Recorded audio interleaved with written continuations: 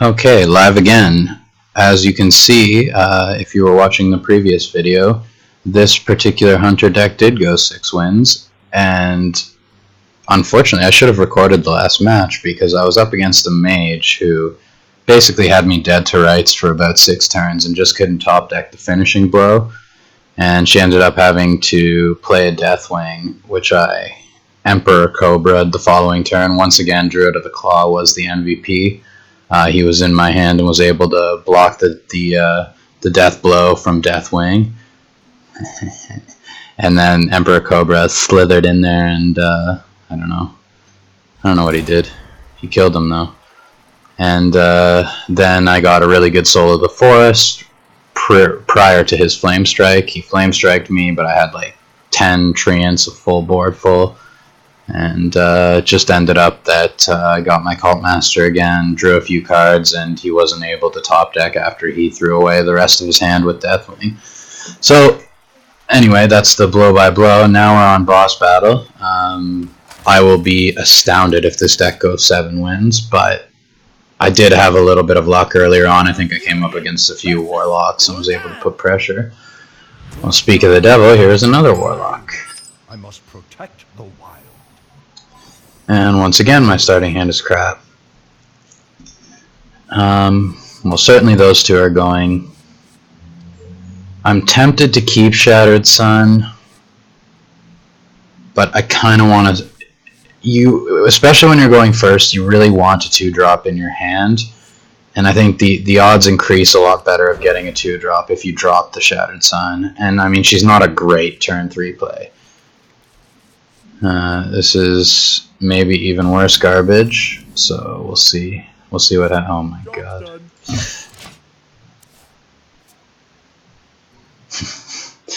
Well, I guess we can... Well, thankfully he didn't play anything. Now the question, do you Wild Growth here, or do you Zombie Chow? I think because I have the Twilight Drake, which I can play on turn 3, and that would be incredibly strong. We're going to Wild Growth here, so he becomes my turn 3 play. Now, with 2 mana, he has a coin. He could potentially get a 3-drop out. The worst would be maybe an Ogre Brute or a Blackwing Technician, I suppose. But there's a good chance he'll actually life tap here, and that's kind of what I want. You always want, against a Warlock, you want to put pressure on them at the start of the game if you can, because you're forcing them to life tap for cards and take damage from you, generally speaking. And if you can do that, he's going to be very hesitant to life tap if he's already lost quite a lot of life. Now he can respond with a 4-drop, which looks like he's going to do. Pilot Shredder, maybe. Okay, that's... I don't know, I don't think that's a very good play for him. But then again... I mean, it's a 1-for-1 because he draws a card. I think what I sort of want to do here, it's a little bit aggressive, but I kind of want to drop the Chow and Soul of the Forest because it basically guarantees me board for the next 2 turns. Because I do have this in my hand as well. So he's got to have another decent 4-drop to counter this play, kind of. And unless he has a silence... Okay, Dark Bomb. See, that's why I did it, because otherwise I lose the Drake. At least I get something of value out of the Drake. I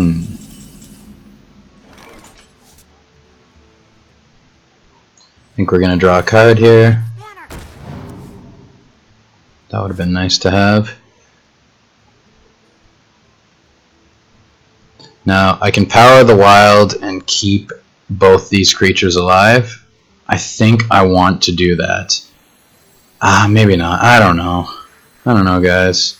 I could just trade the Chow right now. I think that's actually better.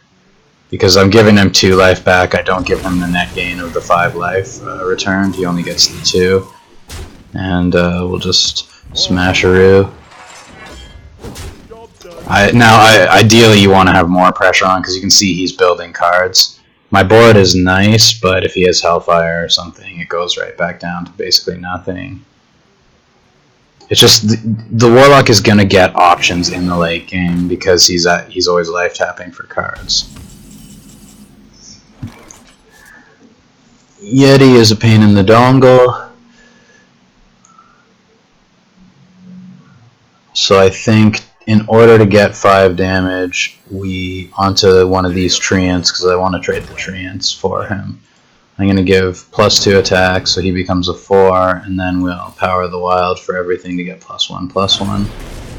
We get the Yeti for a little trash treant, and now we're actually applying pressure successfully. This is an incredibly difficult board, short of like him having a Shadow Flame for a Warlock to deal with, and he really can't afford to take 11 damage next turn. Potentially more.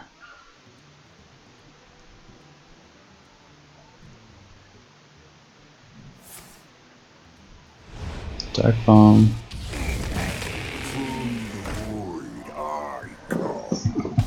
Now, the chance of him having a Dread Infernal is pretty reasonable here.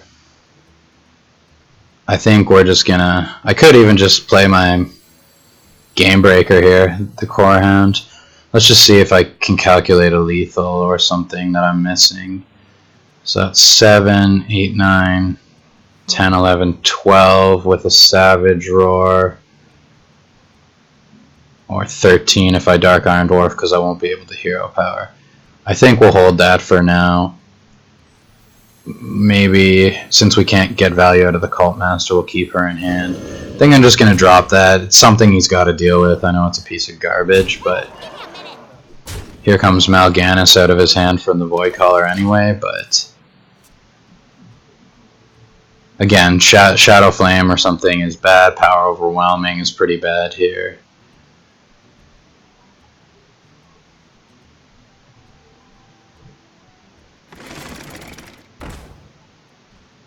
My shield for Argon. Really? Yeah, I don't know what he's gonna do here. I think he's dead. I think he obviously doesn't have anything very good with the Void Caller, or he'd be throwing it in.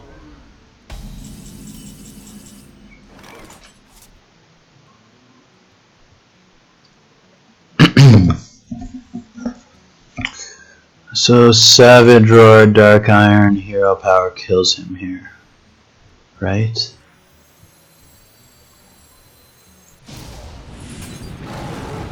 Because then we go... Give me a minute. Well, he could get a demon, a good demon out of here, but... Yeah, okay, so here...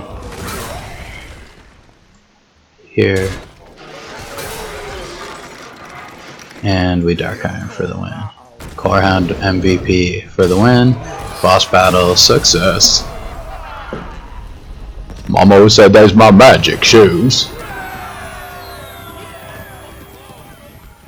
Oh, sweet. We had a quest rocking for Hunter, or Druid or Hunter, which I never played, so that's awesome. Okay, that was a quick game, so let's see. We're cutting her close, guys, but I think I'm going to try and sneak one in more before work just to show you guys. Hopefully we come up against a major pally, get absolutely wrecked, and I can show you why those classes are incredibly good in Arena. If you didn't already know.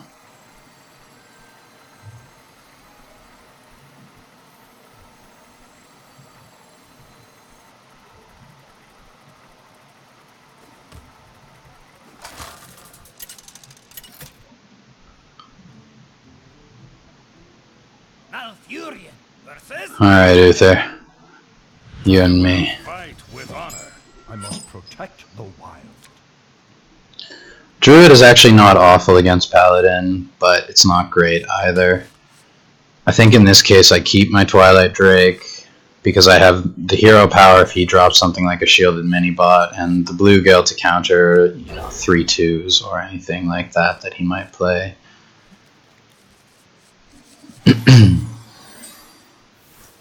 My greetings. So, nothing for first turn. I could coin Bluegill, but I don't think it's... I think the more cards I have in my hand for that Drake is better. So once again, I can have a turn 3 Drake, which effectively won me the game last time, I think. Well, plus that Soul of the Forest was a godsend. It was just fabulous. I loved it.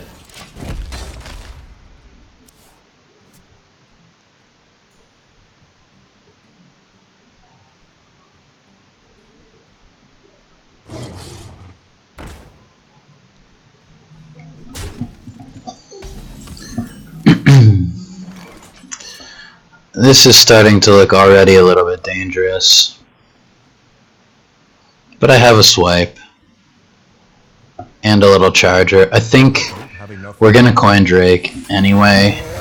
As a general rule, I think I might have mentioned it in the previous video, but if you don't have board, you always want to play minions with the highest toughness possible.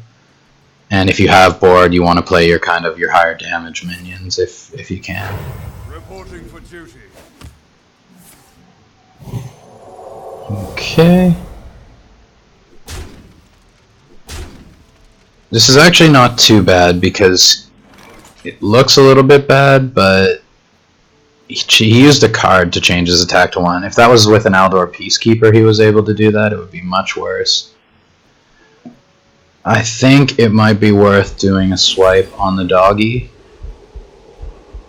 and then just trading his board out for the 1/7. Okay, a 1/6 is a garbage board, but I do have cards up on him, and as you see, I got some heavy hitters incoming. And yeah, I mean, he wasn't really able. This guy can trade for quite a lot of tokens. And this is where it's great to be a Druid because I'm able to play really defensively. I got my Bomb Lobber to deal with some, say if he has a mid-range 4-drop. The other option is to Yeti. I don't really need the taunt, would be the only reason I don't, but I play the 5 because it curves my my mana out better, and having the 5 in your hand is much worse than having the 4 because of the way the mathematics of the game work.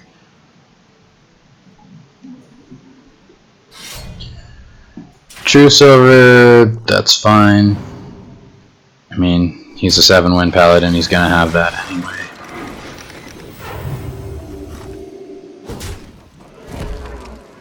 And once again, I get more value out of this Drake because he does take out the second coming of that elemental. And we're gonna run Bluegill into the Ooze. And then the reason I play Yeti is because 5 health obviously survives the 4/1 charge for the Pally. Again, we're still carded up on him. He doesn't have tokens. Against Pally, it's very important you mitigate the tokens as well, because those things, they absorb a ton of damage, and whenever you have the ability to... Oh, okay, that's a very low value Avenging Wrath. That's good news for us. I mean, yeah, he deals with our board, and he does a bit of face damage, but I think... Well, actually, judging by our hand, it wasn't an awful play, but... that was a nice top deck. We get Dark Scale. She comes in and saves the day. I think we're just gonna save Wild Growth for card draw later in the game. So as you see, we're actually like ahead of the Paladin because he's got 5. We have 1 on the board. We're both at 23 health, and we have 6 cards in hand.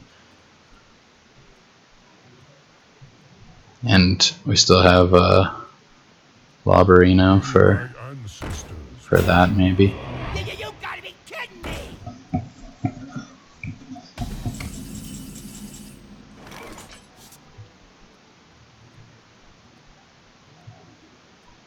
Okay, I think it might be time to Bomb Lobber. We're gonna trade there because we have Claw to deal with the Ventrico. It is more face damage than I would ideally like to take. Against a mage, I would be very hesitant to make this play, but against the Pally, they have almost no upfront damage. So I'm gonna Claw, and I think we're not really vulnerable to Consecrate here, so we're just gonna play the Puddle Jumper. 18 is fine amount of health to be against the Pally because they have very little burst or upfront damage, you know. The reason I played the Puddle Stomper is because Soul of the Forest may be really good next turn if he's not able to deal with this.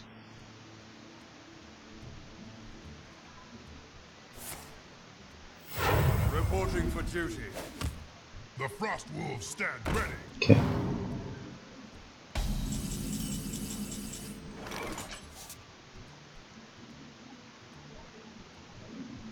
It's a bit awkward, but we can do one of two things. We can Ironbark, or I think Soul of the Forest is really good here because we have the Ironbark to protect us later.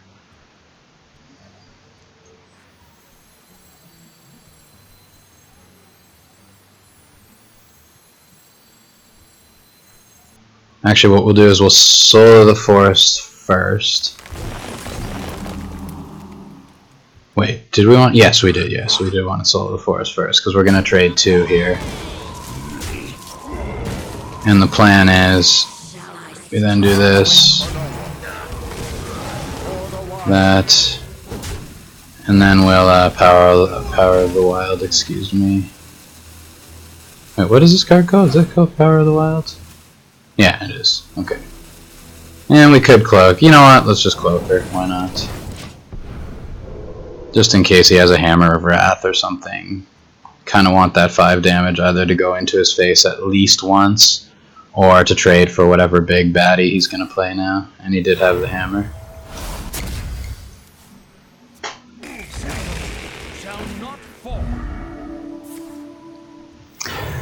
At this point, it's kind of one of those situations where... Oh, we have a Cult Master.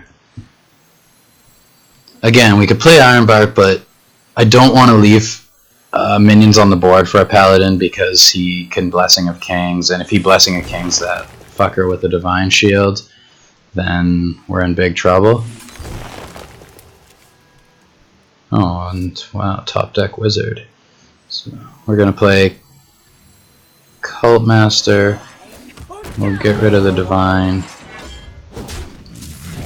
Draw a card. And in this case I will leave him with the token because who gives a fuck. I mean, if he Blessing of Kings, we're still surviving. If he does Blessing of Kings, he'll probably trade Cult Master anyway because he doesn't want me to card up on him and then win. That's pretty good for him. We really need to get rid of that, actually. The question is, do we want to risk more damage? Oh wait, we don't have to. We got a nice play right there. Again, it's tempting to hit face here, or just play Ironbark and hope that he'll survive. But this is pretty much going to be our win condition, we hope. It's 2 against 2. He has a slight health advantage now, but gotta remember the thing about Pally is they don't really have the ability to mitigate the board like the 1 damage classes, i.e. Druid, etc. can do. So again, we're gonna draw a card. I think this is another Soul of the Forest situation. Who knew you needed 2 of those to play a good arena? And we'll put the buff on. We must cleanse the Sunwell. I'm tempted to do it here because then his Venture Co trades with only 1 health left. But if he does get a Consecrate, maybe it's better here so he doesn't wipe everything. I think we're going to do it there, and then we'll just Soul of the Forest. Again, we're getting a bit of luck having such a good board to play these Soul of the Forests on, but good play breeds good luck, so don't even worry about it, guys. And this, another play that's good is we want to make that Venture Co work against him if we can, because remember he's got to pay a ton for minions now.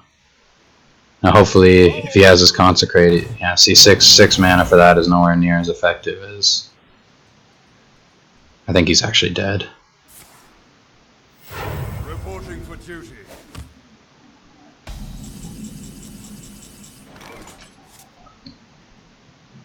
Wait, is that 8?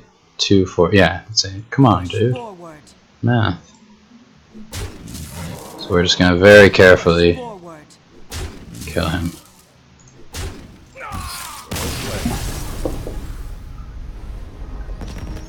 Wow, not bad, guys. 8 wins. How do you feel?